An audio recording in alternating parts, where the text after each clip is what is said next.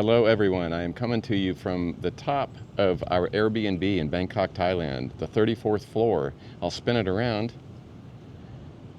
There's our infinity pool at the top of the building here, and we've got a full 360-degree view here in the heart of Bangkok.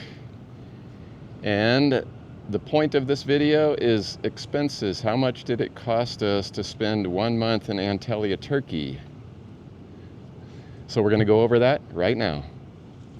Okay, so it is really windy on the top of the roof here, so I'm hoping you're going to be able to hear me. This dead cat on top of the microphone should be blocking most of the wind, but there is a massive wind gust right there, so this will be a good test. But anyway, we spent 28 nights, or got an Airbnb for 28 nights in Antalya. We also did a 3-day road trip, and so in the middle of those 28 nights, we did 1 night in Kaş, Turkey, along the coast, and another night in Fethiye. So I'm going to play you video clips of all 3 of those locations, and then I will tell you what it cost. So we have just arrived at our Airbnb in Antalya, Turkey, and I'm going to show it to you. This time we got a 2-bedroom unit. Right off of the front door to the right is the master bedroom. Nice size room and nice size bed with a lot of light coming in, and AC unit in the bathroom or in the bedroom.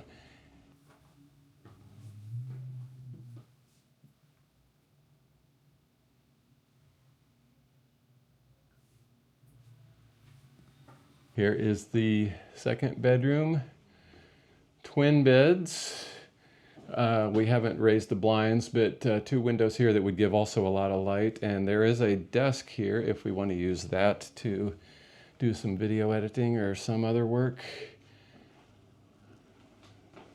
Some nice storage here in the entryway, and then moving into the living area and kitchen.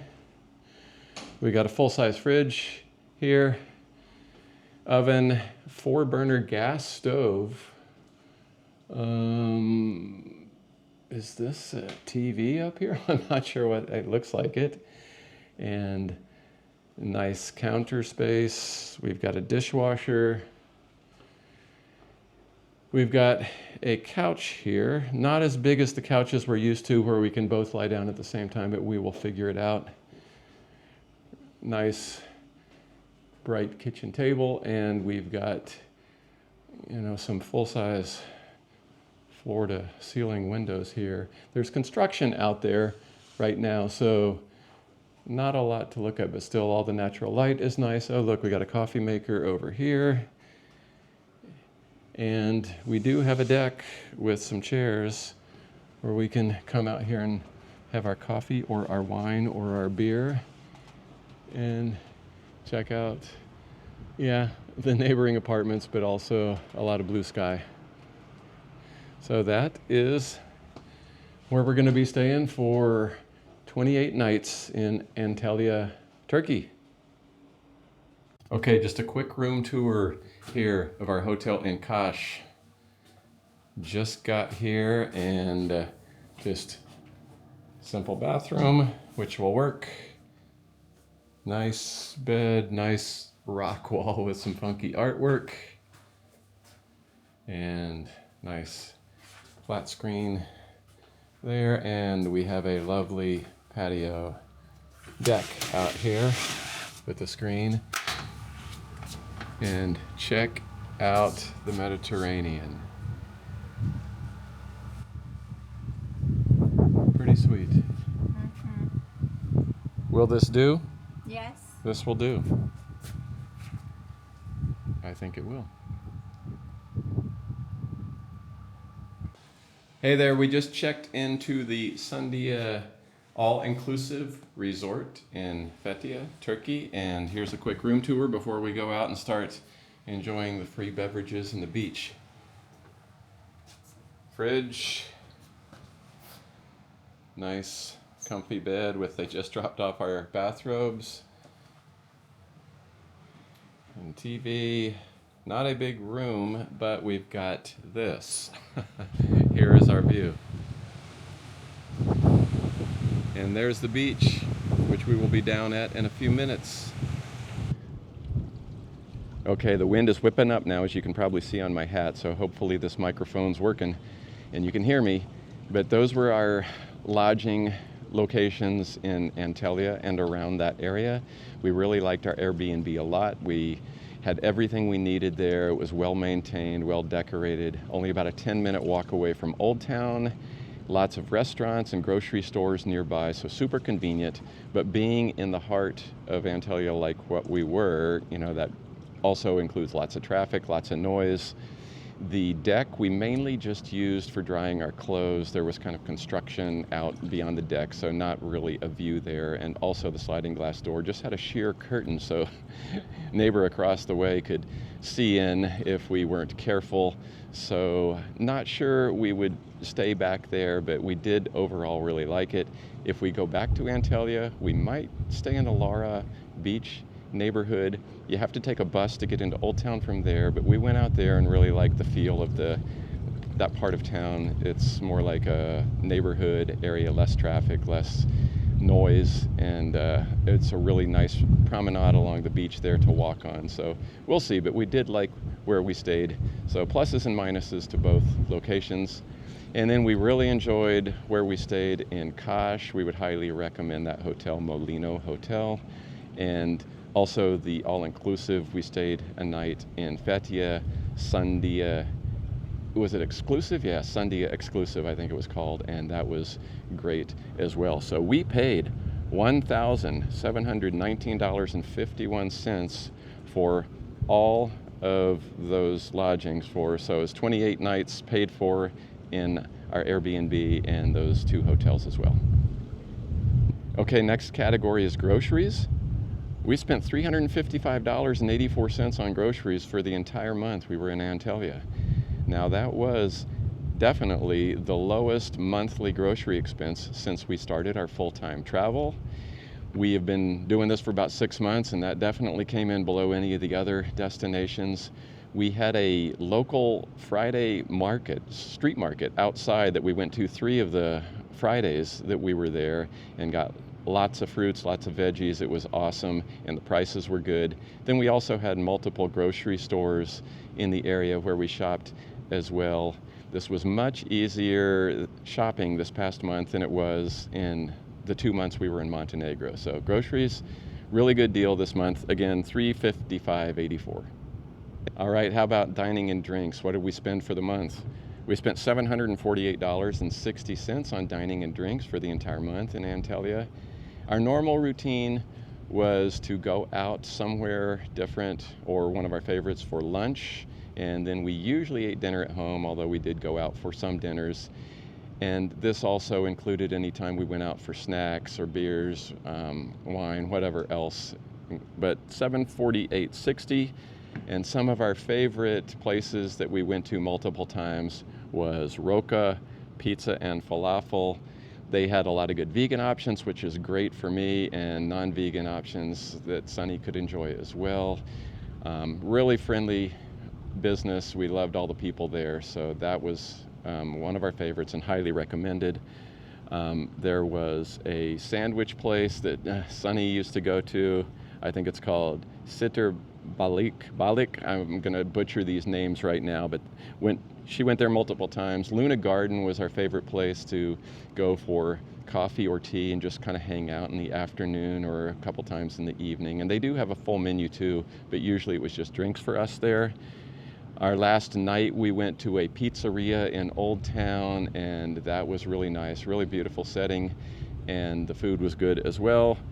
So I'll put up maybe a few more places that we went to, but yeah, dining and drinks for the month in Antalya came to a grand total of $748.60. Okay, let's talk about transportation. What did we spend? We spent $1,241.84 on transportation for the month. Yep, that's a lot more than we normally spend, but we had 3 flights in there. We had to get from Herceg-Novi, Montenegro, to Antalya, Turkey. So the itinerary was we hired a private car to get us from our Airbnb in Herceg-Novi to Dubrovnik, Croatia. and we flew out of Dubrovnik and we flew to Zagreb, Croatia.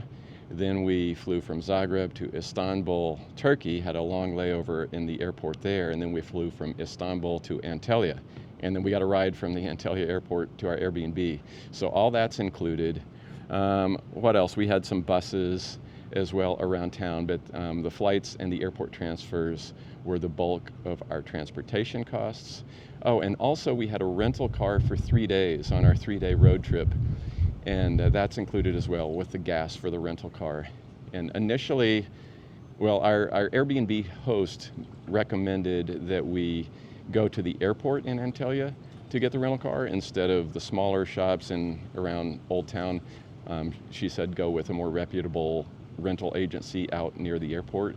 So we did. I actually initially booked with budget rental, and I got to the airport and they wanted to jack up the rates for the insurance. So I canceled that reservation and I walked 2 booths over to the Enterprise booth and rented from them, and it was about half price and worked out just great. So glad we went there, and glad I just said we didn't get sucked in by budget rental and moved on down to Enterprise, and it worked out well for us. But again, all of that was $1,241.84. Okay, let's move on to entertainment. We spent $178.80 for the month on entertainment. Now, pretty much all of that was a 2-day trip that Sunny took up to Cappadocia. That was shortly after we arrived in town. After that brutal travel day, which included a 6-hour layover from like midnight until 6 a.m. in Istanbul, I got sick. And so she didn't want to just lay around doing nothing like I was going to have to do for a few days. She always wanted to go to Cappadocia, so she found a tour and went up there. And it was really nice and scenic. Too bad I wasn't along there because I didn't get any filming of that area. But that was the bulk of that expense, and then we also had an entry fee to the Upper Duden waterfalls and our streaming for the month, which was Peacock TV.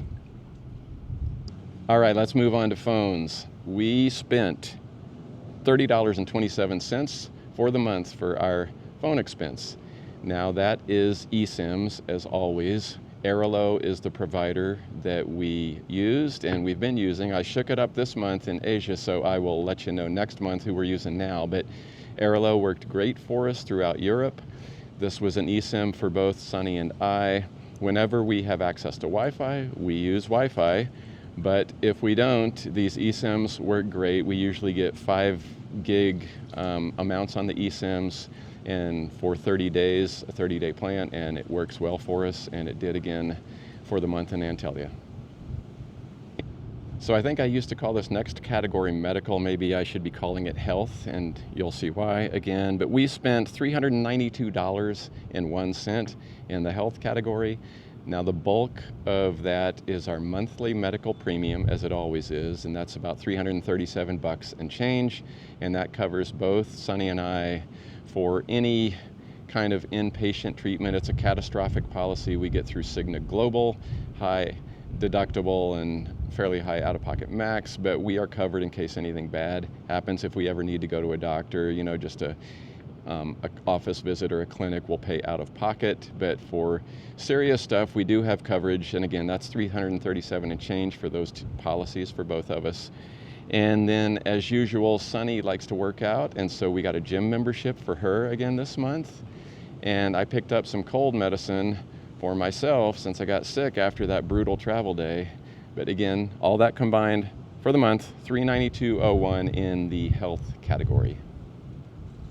Hey, sorry about all the movement with the camera on this video, but I'm holding it by hand, going old school here because there's so much wind up here right now. I'm afraid if I put the camera on the tripod, it's going to get knocked over. So we are going by hand, and I'm going to move on to the miscellaneous category, which we spent $26.53 on miscellaneous, and that would be any kind of items that we bought that did not fall into any of the previously mentioned categories.